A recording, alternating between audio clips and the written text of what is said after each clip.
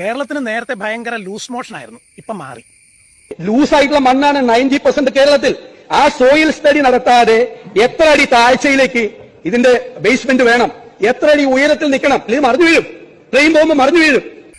മഞ്ഞക്കുറ്റി പറിച്ച് കളഞ്ഞിട്ട് മറ്റേ കളർ പ്രൈമർ അടിച്ചിട്ട് അതിന്റെ മേളിൽ വേറെ കളർ അടിച്ച കുറ്റി അടിച്ച് കയറ്റി കഴിഞ്ഞപ്പോൾ ലൂസ് മോഷൻ മാറി.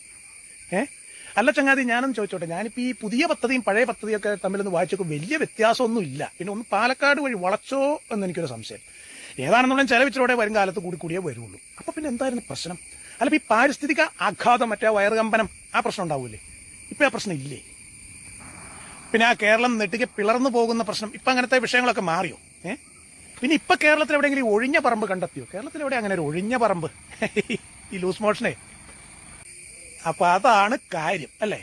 ഈ നമ്മുടെ മറ്റേ ഒക്കെ പഠിച്ച എൻറ്റയർ പൊളിറ്റിക്കൽ സയൻസ് ഉണ്ടല്ലോ, അതിന്റെ മലയാളം സിലബസിൽ ഈ അസുഖത്തിന് പറയുന്ന പേര് രാഷ്ട്രീയ കഴ എന്നാണ്. ഏതായാലും ഇടതുപക്ഷംകാര് ഈ പദ്ധതിക്ക് ഇത് നടക്കുകയാണെങ്കിൽ സന്തോഷം, എതിര് നിൽക്കില്ല എന്ന് പറഞ്ഞിട്ടുണ്ട്. അത് അവരുടെ രാഷ്ട്രീയ അന്തസ്. കാരണം അവർ നിലകൊള്ളുന്നത് ഈ നാട്ടിലെ ജനത്തിന്റെ വെൽബീയിങ്ങിന് വേണ്ടിയിട്ട്. അക്കാര്യത്തിൽ അഭിവാദ്യം പറയാതിരിക്കാൻ പറ്റത്തില്ല. അഭിവാദ്യങ്ങൾ അങ്ങനെ തന്നെ വേണ്ടത്.